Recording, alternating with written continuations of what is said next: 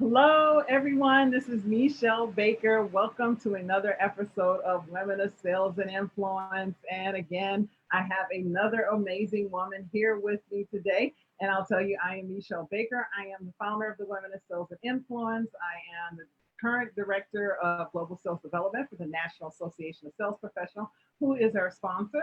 I'm also a sales success strategist, an expert confidence coach, and I love doing this work with women. So Teri Villanueva is our guest today, and she is going to talk today about the leap from employee to entrepreneur. She has done it gracefully and gratefully, and she is going to share with us some great tips about how you can do it the same way. So Teri, as a woman of sales and influence, I don't know if you know, but I have you introduce yourself because when we are in that space of being, right, being that light that we know we are, we don't have a problem sharing people our light. So please share with us what makes you awesome and brings you to the conversation today. Well, thank you so much, Meshell. Thank you for having me. I'm so grateful to be, or honored to be on your program and share with everyone my experience in the hopes of maybe helping them realize their dreams as well. So again, Teri Villanueva. I'm a franchise business consultant with a company called FranNet, but the name of my company, which I love, is called Dream Advisor LLC. If you think about, so people always say, what is a franchise business consultant, right? So I like to start out by saying, if you think about eHarmony and what eHarmony does for couples, for matching, for long-term success in relationships, is what I do, but for professionals, for individuals. So helping professionals find their next career move by finding the best fit business franchise for them, and to help them really, most people, there's three things that they want to achieve with that: financial freedom, flexibility, and most importantly, fulfillment, right? What is going to fulfill them? And so for me on my journey, I'll tell you a little bit about my journey. So I was, like most of you, maybe on corporate America for 30 some odd years. Steady paycheck. I knew what I was going to get, everything just, follow the guidelines, follow the rules, kind of stay within your lane. I did that for a long time. And some of us come to a point where this decision is made for us. We're going to have to part because of reorganization, right? So at that point where, do I find another job or do I do something that I've never done before? Go into business for myself. For me, it was all about that flexibility, right? Having the flexibility to take my elderly mother to her doctor appointments, being able to travel when I wanted to travel. Those things were important to me. And I said, if that is my ultimate goal and that's what I want to shoot for, then I need to look at finding a business for me. And really, yeah. Meshell, what I think, as an avid learner, lifelong learner, I always listen to different motivational speakers and quotes. And the thing that really struck me and made me take that leap, so to speak, is, Brene Brown. I love her work. She does amazing work. She talks about vulnerability. Mm-hmm. And in one of her books, she quotes something from Theodore Roosevelt about the man in the arena, but I'm going to call it the woman in the arena, right? It's not the person, it's not the critic who counts or not the woman who points out how the strong woman stumbles, but no, the credit's going to belong to the woman who's in the arena, whose face is marred by dust and sweat and blood. And so for some reason that really spoke to me. It's like, I've been on the sidelines a long time, most of my career. And I wish somebody would have talked to me about this much younger, but nonetheless, I'm here. And that really motivated me, that little phrase about get off the seats and watching everybody else have success and get out there. You're going to fall, you're going to stumble, you're going to make mistakes. It's part of it. But you know what? Having the resilience to keep going, you're going to hear people say, just quit, get a job. And I've been told that, but no, the challenge is what I love, and the challenge of people and helping people. And if that's my passion, I feel like it's going to shine. It's going to show. Yes. So I thank you for that. And I'd love to take a beat here and back up a little bit because a couple of the things you pointed out initially were that the work that you do with that matchmaking, right? Partnering and pairing people so they can, just like, people forget that we spend most of our life in working hours. Unless you have a trust fund, you are spending most of your life in working hours. So pairing and partnering with something you love is a game changer, even as an employee, but especially as a business owner, because what people do as a business owner is they trade 40 hours a week for 80 hours a week. There's this misnomer that I get to work less, I get this freedom, I get to be my own boss. And you get all the other responsibility. But you started off with saying that, there's the freedom, the flexibility, and the fulfillment, right? And that you took the leap. And so how in looking at those three things, if someone was to think about, or they're thinking about listening to this and they're thinking about taking the leap, they want more. Where is the beginnings of the wanting more, right? So where is that you generally see people experiencing either one of the three, if not all of those three, those that you mentioned, the freedom, the flexibility, and the fulfillment, where they're starting to have that desire for something different, something more, right, in their life. Yeah. I think it's people come to a point where they have, but I don't want to call it, but it's pain, right? It's pain of some sort of, I'm not being able to be at home with my children. I'm not there when they come home from school. I'm always in airports.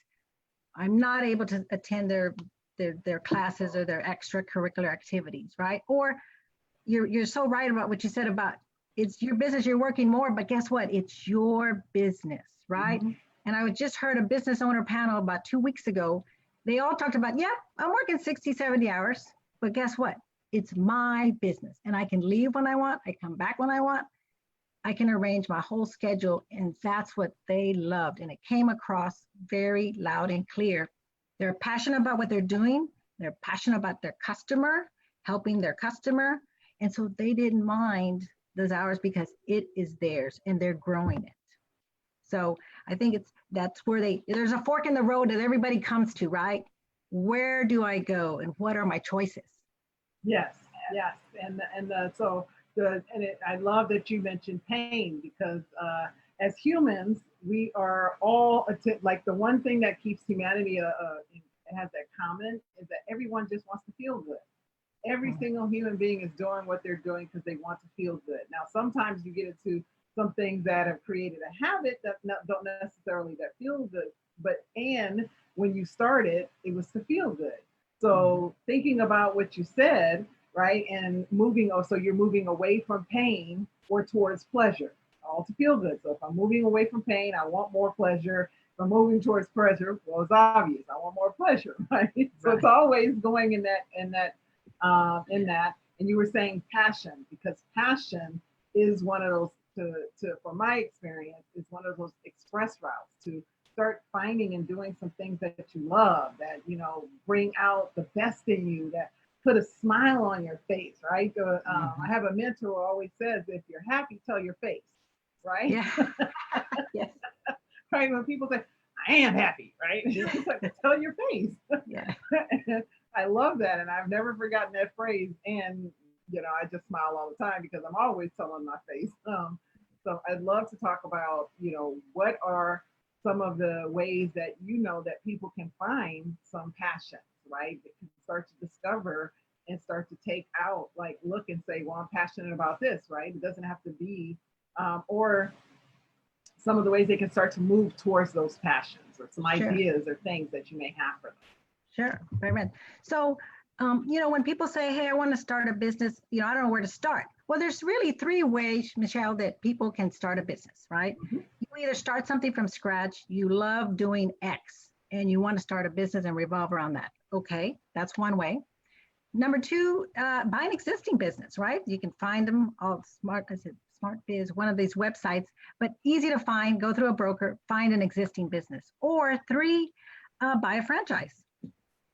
All three, there's none of them are better than the other, but they all have pros and cons, right? There's a statistics, I'm sure everybody's heard there, over 50% of the businesses fail after 5 years, right? So that's scary, right? Very scary.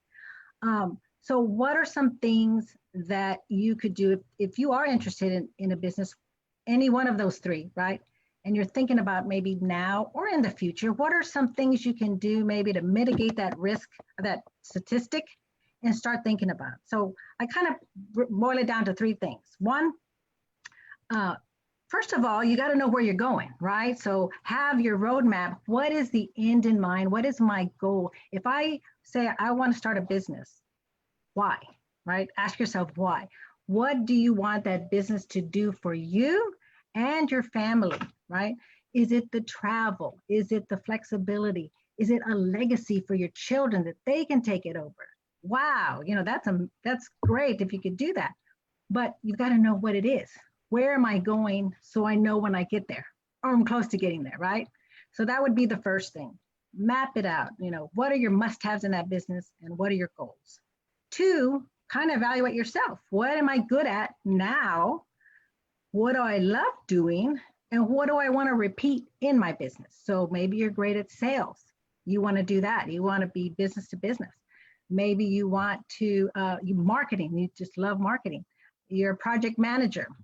The leadership. I want to lead a team. I want to motivate them.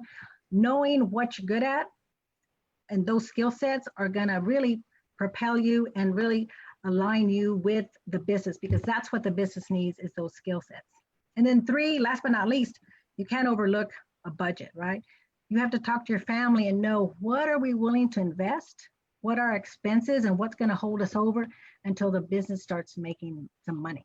So knowing that is going to be important too, because of course, with any business, it's an investment. So that would be my three things to think about now, if this idea of jumping into entrepreneurship rings a chord with you.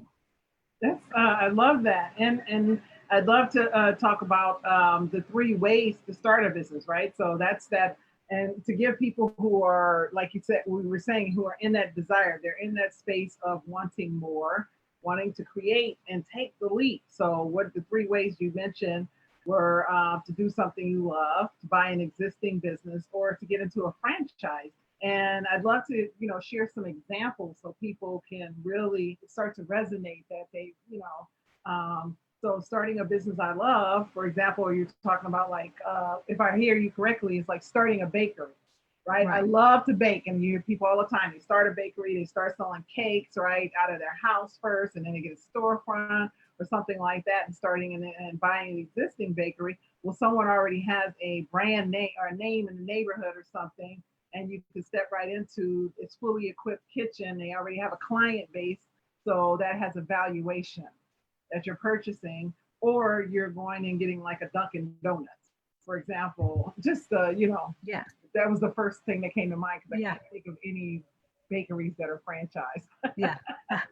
I'm certain there are. Yeah.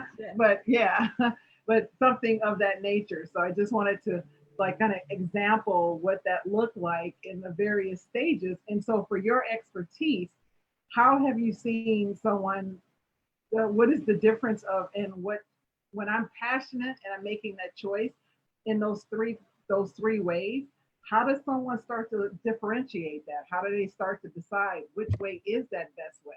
Because I am passionate, right? I know my why. I've looked at my skill sets, my family, we have the budget. So how do I then step into one of these three ways? Yeah, that's a good point. I love this. I'm going to promote this book, The E-Myth Revisited. I love that book that talks about, it tells an important point through storytelling. And the very thing you talked about building a business from your passion, sometimes that's not a good thing, right? So this lady in this book that he talks about loved making pies. And she's like, I'll just open a pie shop. That's what I know. That's what I'm good at. But it came to a point where she was exhausted and she didn't want to do it anymore, because she was the everything. She was the baker, the salesperson, the promoter.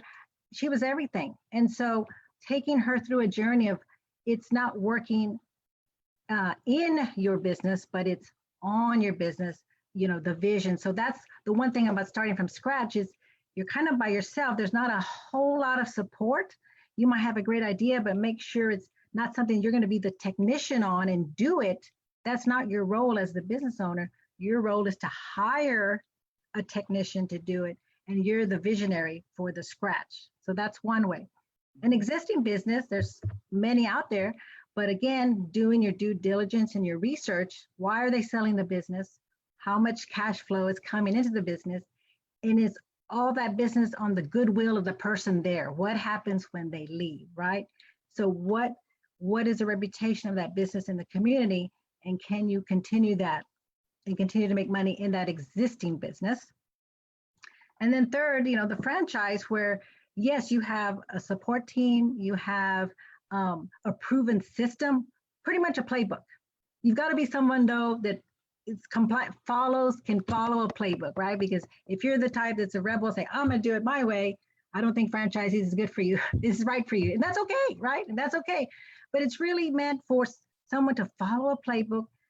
They've made their mistakes, they've learned, they've got a system, you do certain things a certain way at certain times, that will ensure your success. Now, on the con, there's some fees, right, that you don't have with the other two scenarios. You have royalties and franchise and an upfront fee, but you're getting so much more in return, and you're getting the support. And so it's a proven model that you don't, just kind of plug and play if you just follow the rules. So those are kind of the three pros and cons of all three of those ways. Yeah, and I believe people have done successful at all three. I know people who own multiple franchises, right? They bought into one Subway or something like that, and now they own Subways throughout whatever metropolitan area, right? Same with McDonald's. Just like someone buys an existing business and buys the goodwill of the prior owner, they've been able to take that and expand in that.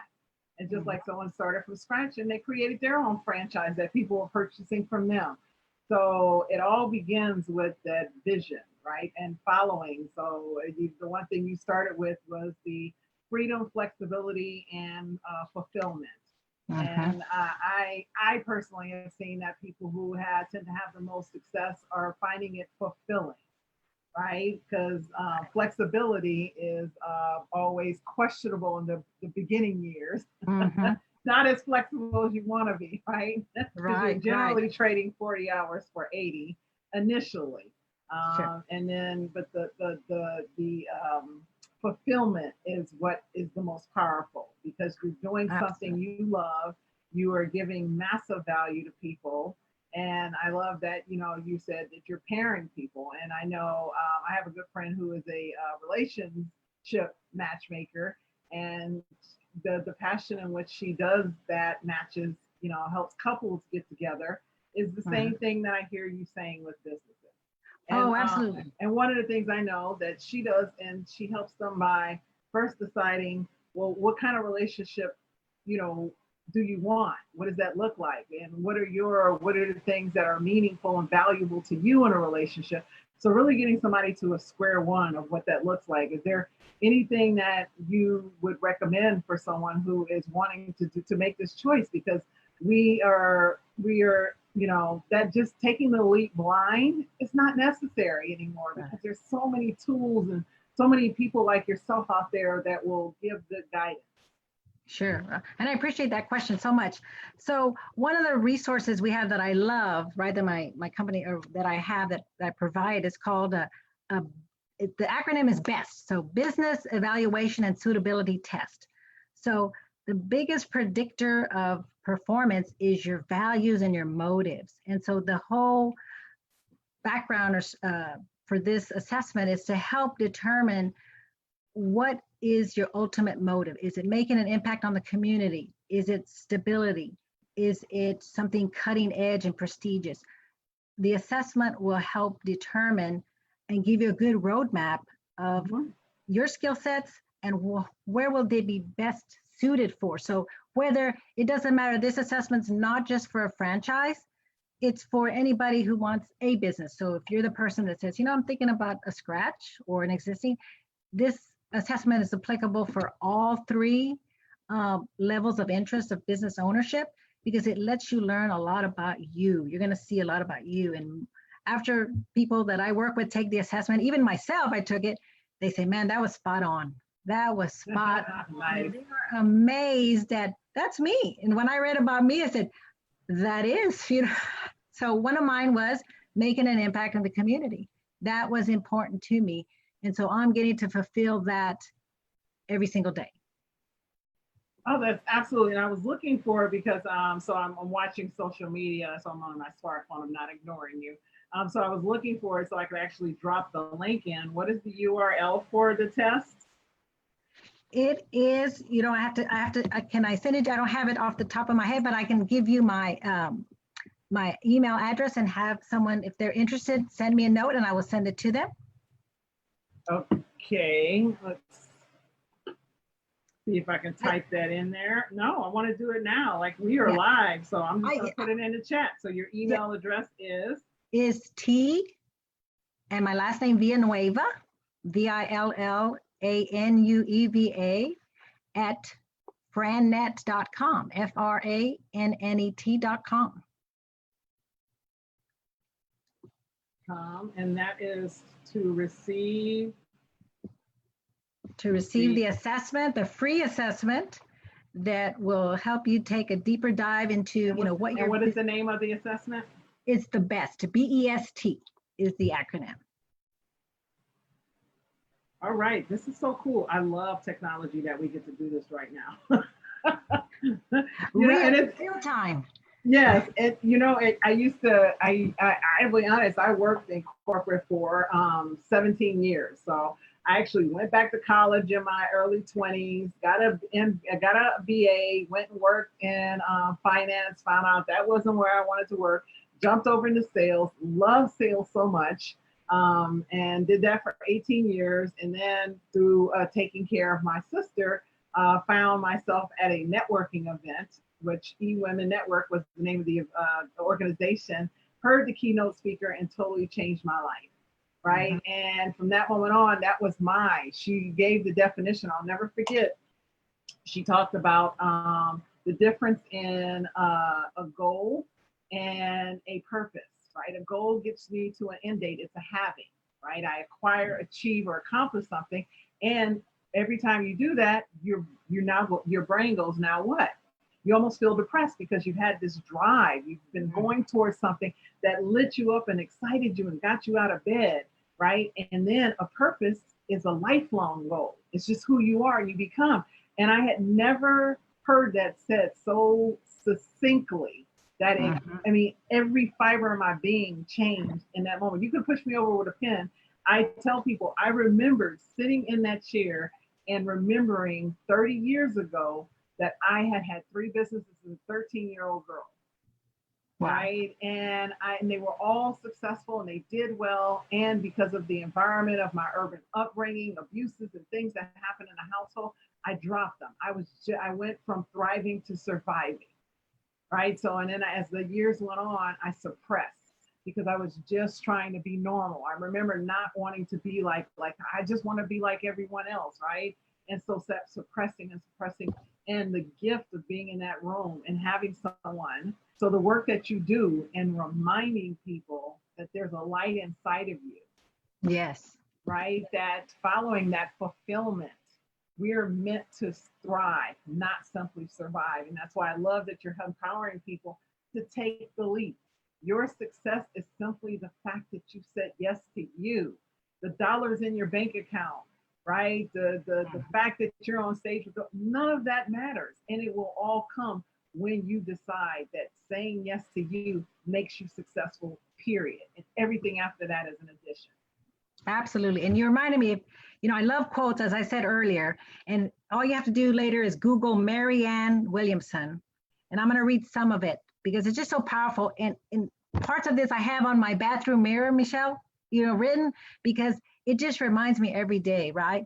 But for women out there, just like it says, we ask ourselves, who am I to be? Brilliant, gorgeous, talented, fabulous. Actually, who are you not to be? And this is the part I have written on my wall. You are a child of God. Your playing small does not serve the world. I just love that part. And in the end, it says, as we are liberated from our own fear, our presence automatically liberates others and our light shines to others.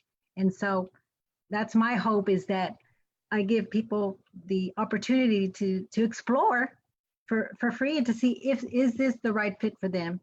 And if so, you know, walk with them on that journey. It's such a fulfilling experience for me to walk on that journey from exploration to opening your doors.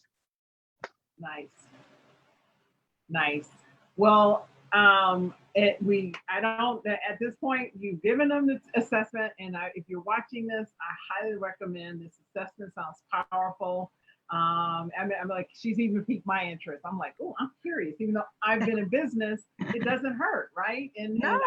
And so following those little heart tug strings to learn more about yourself, right? And is always a good thing. So I'm curious. And Teri, you have your email. So if you just simply want to have a conversation with Teri, schedule some time so Absolutely. she could start talking about what that matchmaking looks like and putting a plan in place and helping her help you find that business. Definitely. It's T Villanueva at frannet.com. It's in the comments.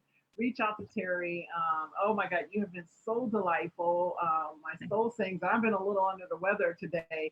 That's why I kept muting and coughing, and you just gave me just life. So thank you so much for that. Thank you. Is there anything you want to impart before we wrap things up?